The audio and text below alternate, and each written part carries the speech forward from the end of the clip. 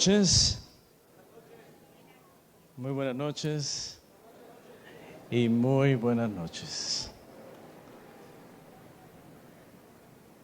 Oremos. Padre, te damos gracias infinitamente por las múltiples bendiciones que tú nos has dado a través de esta semana. Antes de gozarnos de los privilegios de la Santa Cena,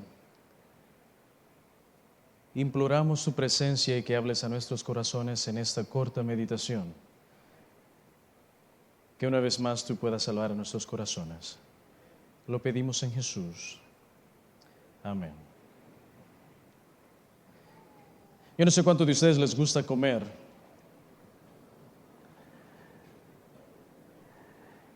Pero yo creo que en cualquier parte del mundo que nosotros nos encontremos, independientemente del país, cada país tiene un plato sabroso para comer, para disfrutar, para saborear. Si nos encontramos en el Caribe, en la hermosa isla de Cuba, podría ser quizás el congrí, arroz blanco con frijoles negros, una yuca con mojo, unos tomatitos. Si estamos tal vez en Colombia o en Venezuela, posiblemente serían ¿cómo le llaman? Las arepas, ¿no es cierto? Deliciosas. O las empanadas de Chile. Si estamos aquí en México, pueden ser las gorditas o los tacos, las enchiladas para mis hijas, su plato favorito. Podrían ser los sopes. Bueno, en México hay muchos platos favoritos, ¿no? Muy bendecido esta linda nación. Si estamos en la República de El Salvador, entonces serían las pupusas, ¿no es cierto? Honduras, las baleadas. Y así podemos ir por toda Latinoamérica. Yo creo que cada país se sentirá orgulloso de poder presentar un plato típico, un plato delicioso. Pero lo que hace el plato más sabroso es cuando el plato es preparado con mucho amor. Y es más, entre más uno saborea la comida, usted se sienta a la mesa. El día de hoy tuve el privilegio de estar en un hogar que con mucho amor prepararon una deliciosa crema, una sopa muy, muy especial. Y cuando uno está comiendo y está saboreando ese delicioso, ese exquisito plato, entre más tomes tu tiempo, más tú puedes, ¿qué? Disfrutarlo. Y es más, entre más tiempo tú tomas, puedes comer un poquitico más, ¿no es cierto? Y llenarte y satisfacer tu hambre y hacerlo gozando de estos platos deliciosos. Pero en cierta ocasión se encontraba una familia que había invitado a ciertos amigos que estuvieran dentro de su casa. Pero en esta ocasión no estaban comiendo sentados como lo hice yo esta tarde o como lo hiciste tú al mediodía mientras almorzabas o tal vez en el desayuno. Estos estaban todos alrededor de la mesa y estaban de pie. En lugar de tener en una mano utensilios para comer, tenían en una mano un bastón. Y en la otra mano estaba listo para empezar a saborear un plato que no iba a ser tan delicioso para saborear. Es más, era un cordero sin mancha, un cordero que había sido preparado con hierbas amargas. Es más amargo que el berro y más amargo que la ruda y más amargo que, y usted póngale ahí las hierbas amargas que conoce.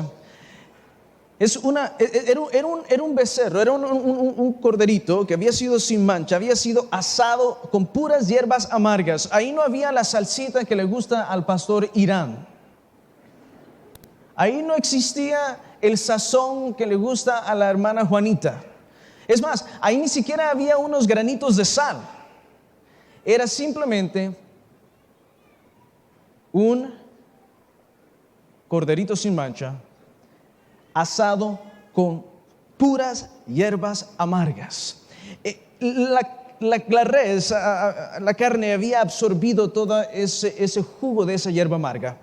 Es más, si nosotros pudiésemos ponerla en un plato y cortarla, el jugo prácticamente tendría un color verde, un color no tan agradable. Y al probar ese plato, para los que gustan de la carne, no es ese sabor que tal vez ustedes están acostumbrados, sino que es un sabor no muy agradable. Pues esta familia había invitado a varios y estaban alrededor con una en la mano, tenían un bastón o un callado, gracias, y con la otra mano lista para poder empezar a comer después de una oración. Pero algo interesante, que tenía sus lomos ceñidos listos para salir corriendo.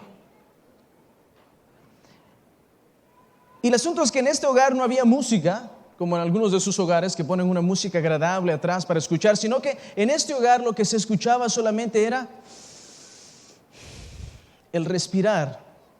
En este hogar más bien todo el mundo está asustado, todo el mundo está lleno de temor, porque dentro de poco pasará algo por afuera de la casa que le llaman el ángel de la muerte, o le llaman el ángel de la oscuridad, o que le llaman el ángel de la destrucción, o que le llaman, y tienen muchos nombres que le solían llamar en la mente de aquellos que por primera vez escucharon que esto iba a acontecer. En otro hogar se encontraba una familia más grande. Ellos podían comerse todo el cordero, entonces no tenían muchos invitados, solamente era la familia completa, pero todos estaban, y hasta los más chiquitos estaban a la expectativa de qué es lo que iba a acontecer. Su corazón latía 1000 veces por minuto. Era algo, nadie podía explicarse lo que iba a acontecer. Lo único que sabían es que en dado momento todos tenían que empezar a comer y comer rápidamente ese cordero con hierbas amargas. Y llegó la hora, mientras están allí a la mesa, con el cayado en un lado, con esta mano lista para comer, sus lomos ceñidos. Y entonces después de la oración, cuando ya es el momento, entonces ahora cogen la carne y empiezan a comer esa carne con un sabor totalmente desagradable, una hierba amarga. Y los niños que están allí a la mesa no pueden darse el lujo de decir: papi, no quiero, o mami, tal vez no. No, todos en absoluto tienen que estar. Y los niños ven a sus padres que están comiendo y ellos como que no se quieren atrever a tocar eso. Y bueno, tienen que comer. Y el padre dice: come. Y ahora el niño se pone eso amargo. Y mientras pega la primera mordida, es una cosa que nunca antes habían experimentado. Y todos, era más grande el miedo que el querer saborear una carne o un plato diferente. No era ese plato favorito que a ti te gusta disfrutar. No era en una situación donde tú estás tranquilo con los compañeros sentado en una mesa agradable, sino que era con la angustia de que posiblemente esa noche alguien en ese hogar iba a morir. Pero cuando ese ángel descendió y pasó por esa casa y miraba que en las puertas había señal de la sangre del cordero sin mancha que ellos estaban comiendo adentro, entonces ese ángel miraba y se iba. Iba a la siguiente casa y miraba entonces los postales con la sangre que habían puesto, se iba. Pero encontraba una casa que no había hecho eso y que no estaba comiendo. El ángel entraba y entonces morían todos los primogénitos. Es la noche donde los muertos no se podían contar. Y a raíz de eso, entonces, si se recuerdan la historia, en el libro de Éxodo, en el capítulo 12, ustedes pueden leer la historia cuando el ángel pasó y aquellos que habían estado dispuestos a seguir las instrucciones de Dios, entonces ellos ahora son libres. Ellos pueden salir ahora de Israel. de Egipto, y ahora Israel sale de Egipto, y ahora salen, cruzan el Mar Rojo, llegan ahora después, muchos años después, a la tierra prometida, y ahora vamos a adelantar el reloj del tiempo. Ahora estamos miles de años después, se encuentra otra casa. En esta casa se encuentran 12 personajes, y allí se encuentra a un joven predicador, mucho más joven que yo, con 12 de sus amigos. En esa ocasión no tenía un cayado en una mano. En esa ocasión él se había preocupado de tener una mesa arreglada dentro de sus posibilidades, con un platillo especial. Pero en esa ocasión no había ningún cordero, no habían hierbas amargas. Es más, la primera ocasión no podían ni siquiera tomar algo en aquella ocasión, pero en esta ocasión estaban tomando, más bien había allí un jugo de la vid. Y Jesús, ese joven predicador, mucho menor que yo, se encontraba con sus discípulos. Había preparado esa mesa con amor, tenía ese pan especial. Y cuando ve a sus muchachos que había aprendido a amar por 3 años y medio, que había estado con ellos, había jugado con ellos, había descansado con ellos, había llorado con ellos, había compartido 3 años de su vida, los había preparado para lo que les venía. Ahora él quiere tener una última oportunidad para comer juntos, pero quería que fuera algo especial. Había dedicado tiempo, habían buscado un local donde encontrarse. Y ahí se encontraba Juan, aquel jovencito. Y estaba Andrés y Simón Pedro, y todos estaban allí. Y si se recuerdan la historia, Cristo entonces toma una toalla, se la pone a un lado, y ahora es tiempo de lavarse los pies.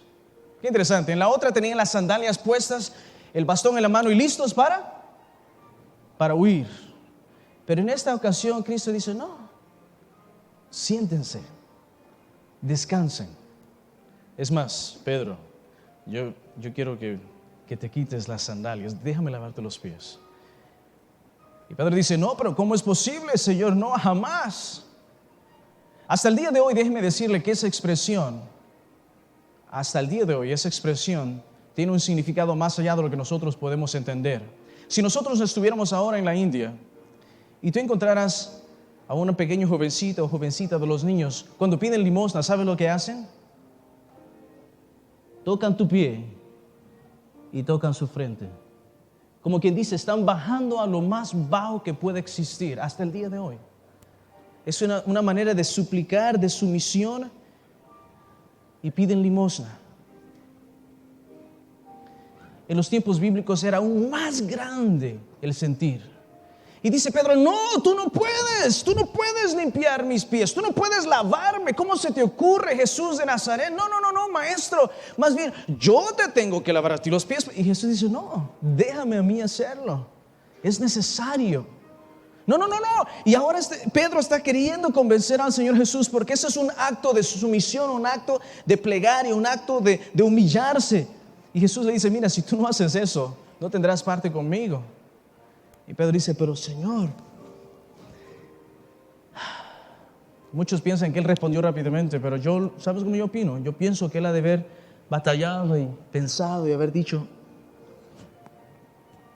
si es así, Señor, está bien, todo, lávame si es así. Le dicen, Pedro, no es necesario, con tus pies solamente. Pedro no podía entender cómo es posible que Jesús está dispuesto a hacer eso. Y con esa toalla ahora baja, se pone en esa posición de sumisión. Y ahora el divino maestro empieza a lavar el polvo en medio de los dedos de los discípulos.